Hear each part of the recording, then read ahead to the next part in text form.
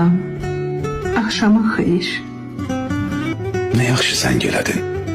Səni duymağa şadam. Akşam səni yuxuda biraz qəmli görmüşəm. Sensizlikten darıxıb biraz xəstələnmişəm. Sensiz yoktur güzarım. Həsrətinlə qonşuyam. Qurban olum, darıxma. Ne olar de ki yaxşıyam. Düzünü desəm, mən də sənin üçün darıxıram. Mən də bir toxundum gülen şəkillərinə. Gözümdən yaşlar axır çatanda tellərinə. Şarfına bürünmüşəm, sənin kimi qoxuram. Belə ihtiyacı var dilimin sığalına.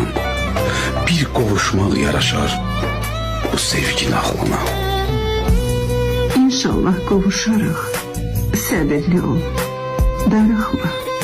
Biraz ehtiyatlı ol, diqqət elə, karıxma.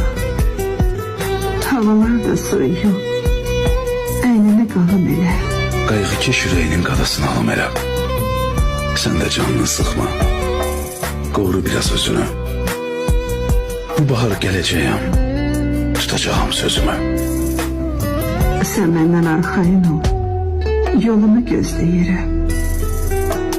Telefonu bir yaxıb tut, gör hələ nə deyirəm. Eşidirəm, buyur deyib, ay ömrümün gülüşəni. Sən öz varlığınla da xoşbəxt edirsən məni. İndi gözlərimi yum, bir xəyal qur.